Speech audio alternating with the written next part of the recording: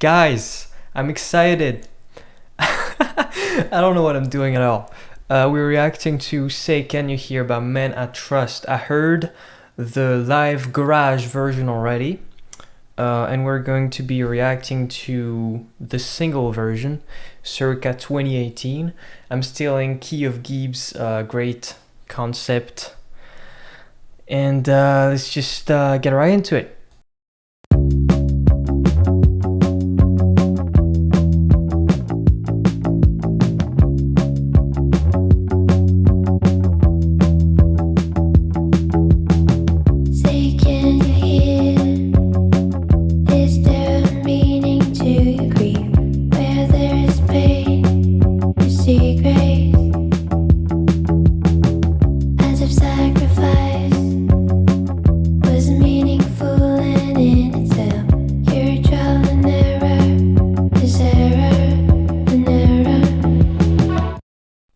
Okay. Where do we start?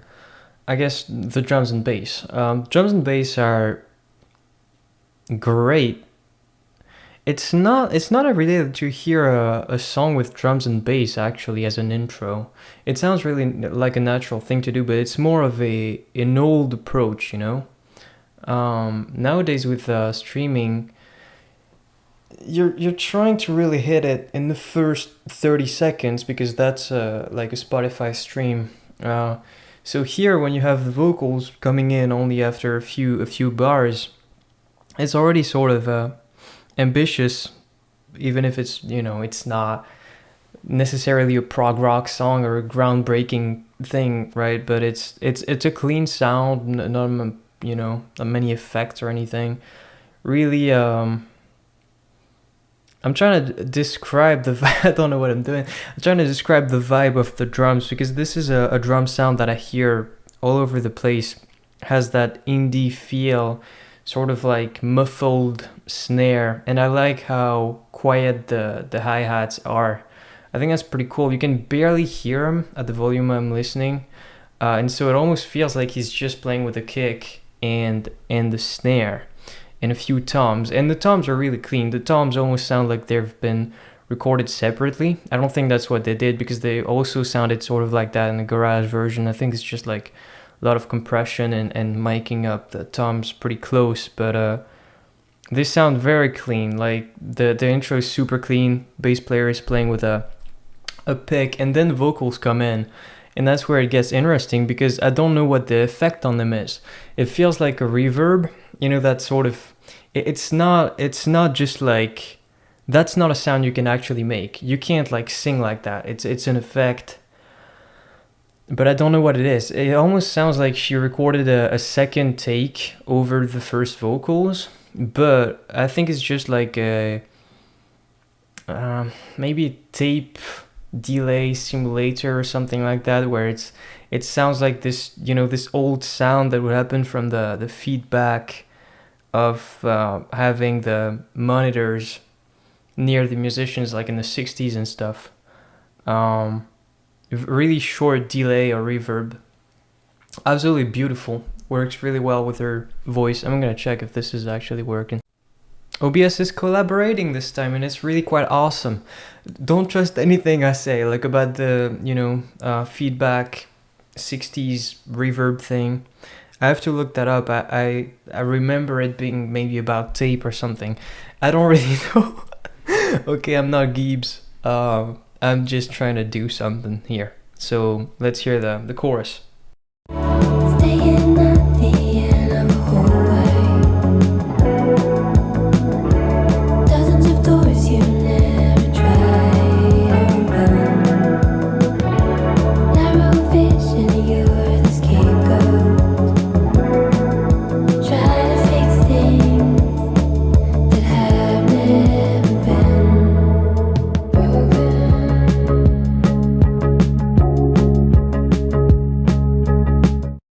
Okay, so as we get into that chorus, a couple interesting things happen. The drummer switches to the ride instead of the hi-hats, and it's actually, it changes the whole sound quite a bit, because as I said, the hi-hats were really quiet before, and so they were barely even part of the sound. But the rides here are much more present, and actually that's a thing with rides, especially if you hit really the bell of them, like the center. It's such an aggressive sound. It's sort of in your face, even if it's quiet. It's really hard to mix rides well, and here I think it really works. And same as the drums, it almost sounds like it's been recorded separately. The drummer isn't really doing anything that couldn't be done by a computer, in the sense that the way he plays is really clean and like defined, and there's no snare rolls, there's no cymbal rolls. So it's this sort of sound where it's most likely just a drummer playing along and then modifying the sounds digitally, or with treating the sound so it sounds really clean. The guitars are interesting. There are two guitars that are just like playing chords, and there's another guitar, I don't know if you caught that's sort of scarce and just plays like a couple notes here and there, accompanying that vocal melody. And it's really quite cool to have that. When you're in a studio situation, you can do basically whatever you want, right? And it's understood. I mean, I don't really even have to explain this. When you go into the studio, you can just like do more stuff, because there is a certain reality of being in a band. You can't, if you wanted to have a band that can actually play everything that you want the song to be, you'd need like 6 or 7 musicians in every single band. That's why some bands like play with tracks or have additional touring members, etc. But yeah, generally there are going to be more tracks in the studio than there are live. And for me, coming from that live version, it's really cool to kind of see what they're adding, because I'm familiar with the song, but not that one. And the second thing that really stands out from that live version is the harmonies, the higher harmonies that the singer does. Her delivery is so like flawless, but also effortless. It's sort of like you don't really hear that and then go, oh my god, what an amazing singer, you know what I mean? She's not about the technicality just yet, like she's not belting or anything. She's sort of just chilling and delivering those words, and the harmonies are right on, and the rhythm is right on. The rhythm actually of that melody is awesome, like do do do do do do do do. It's pretty syncopated. I think I'll switch to the piano here actually to show you. Alright, so here's the melody.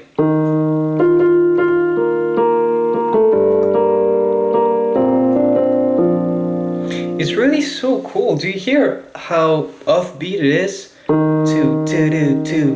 Like, just give me a second here.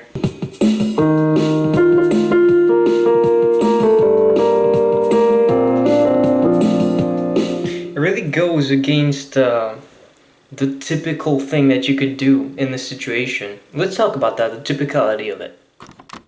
So when you play guitar, there are going to be a number of things that feel like home, such as the first chords that you may learn, like C, G, D.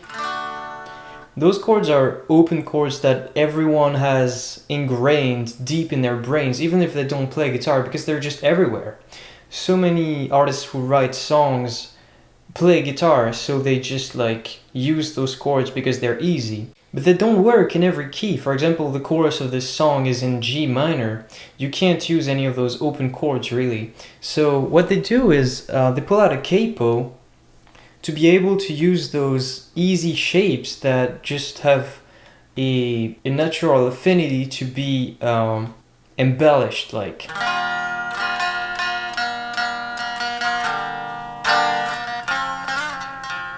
You know, something like that. I don't know. I don't know the song exactly, but what that does, it makes it feel home because of the shapes that are used, and it allows them to play things that are more complicated without getting like impossible stretches on the guitar.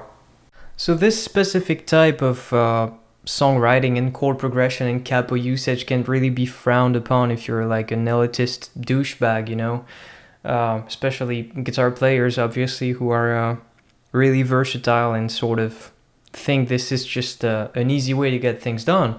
But what they do in this song is they don't actually go the easy way with the melody, at least.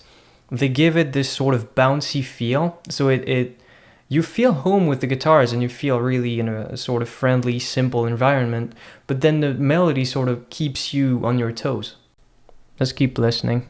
You're self-absorbed, raving about your cryptic ways, aren't willing to change old grudges,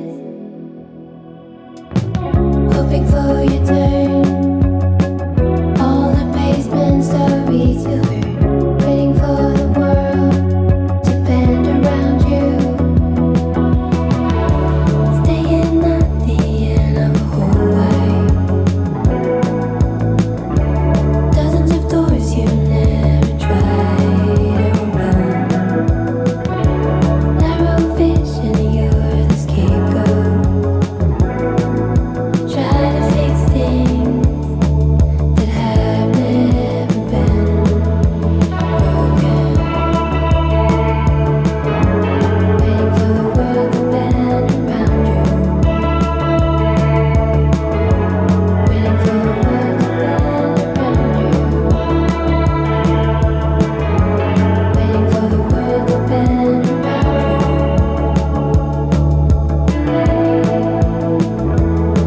you. Okay, so I didn't break that down yet, but after the first chorus, there's a section that sort of slows down, the drums calm down a little bit, and then the bass does something kind of cool. It takes a little bit more of a lead role with that higher note in there, and that's something that it repeats throughout the next verse and chorus. There's really not much that changes apart from those cool like synth textures, but then there's the solo, and that's really interesting. It's a guitar solo, but there's a octave in there that I can't really say. I don't know how they did it. It feels like it almost sounds sort of like a piano, but might be just a pitch shifter that picks up that higher octave. Really cool sound. It sounds like we're about to get into a next chorus here. Let's keep listening. Staying at the end of a hallway, waiting for the world to bend around you. Dozens of doors you never tried, waiting for the world to bend around you. Narrow vision, you're the scapegoat, waiting for the world to bend. Try to fix things that have never been broken.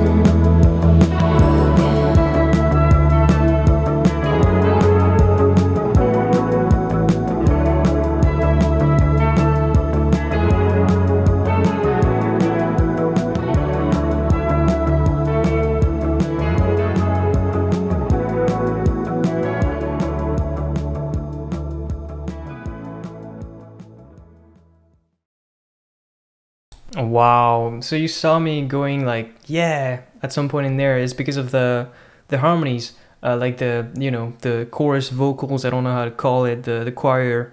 It's not even a choir. Waiting for the world to bend around you.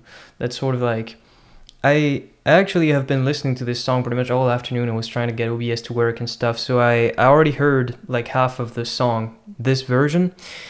And I was thinking I was a little disappointed with it because of how good I guess the garage version is, because it's like right on basically, without the overdubs, meaning like the additional vocals and guitars in the chorus and stuff. It sounds extremely similar, and so that's always a bit strange when you listen to a studio version after you heard the live thing and you're like, oh, they're not changing up anything. That's a little disappointing. And I actually thought, oh man, something they could have done is like add in a bunch of vocals that said different lyrics at different times, and it's exactly what they did, which I'm very happy about. So second solo in there with the same melody, but I think it was played by the synth this time, and it sounds actually like that synth solo is what was playing on top of the first solo. So I think maybe the first solo was done simultaneously by maybe the guitar player and the synth player. And we have a fade out ending, which I'm never really a fan of, but I guess sort of works here. But yeah, I liked. You can't really fade out live. I don't think I ever saw it. Technically, you could if everybody's mic'd up and it's a big room and with like no issues with too many people hearing the drums, even if they're not mic'd and stuff. Like there's a sound guy who has the console and can just like fade it out like that. So theoretically, you could do a fade out live, but practically, because bands can't really practice it that way, and it's kind of cool to have a sort of resolution live. You always change the ending of a faded out studio song. You always try to find something new, and in the garage version, I think they just leave it hanging. And I think it's really beautiful to leave it hanging for something like that. The fade out is it's really quick. It's really like, as I said, in this new age of streaming and stuff, for a song that's 3 minutes long, it's really weird to fade it out.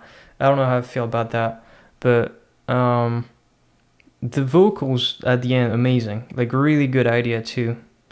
I mean, I know they didn't do the garage version before this one, right? Because that was 2 years prior to it. So it's kind of weird to say good idea to add those harmonies, but that's also a thing, right? The first version of this song that they had was probably closer to the live version than it was to a studio version, because as a songwriter, when you're coming up with something, it's not necessarily like all in your brain laid out with the different overdubs and stuff. This is maybe, I don't know anything about this band, but we can safely speculate in most cases that it's like the singer that writes the stuff at her place or something with maybe an acoustic guitar or something like that. It often works like that, and she brings it to the rest of the band and they figure out the arrangement together. So those vocals probably were like thought of in the studio. It really works. It's I'm also glad that they didn't attempt those background vocals live, actually, because when you're in the studio, typically the singer is gonna do most of the background vocals because, I mean, she can sing really well. But live, sometimes, people sort of long to hear those things, so another band member, yeah, takes a mic and sort of sings that. But I always sort of like when people don't even bother going for it, because unless the other band member is a good singer, it's gonna sound like a completely different thing, because marrying your own voice with itself is a studio fantasy that's really difficult to match live. Okay, I think we're done with the breakdown. Let me know what you thought about that. It was really weird for me, but I think I'm gonna keep doing it. And please let me know what I should do next. And go check out Geebz. Where am I? Fun. Yeah, go check out Geebz because I stole his concept and he does it better than I do. So watch a few of his videos. Bye.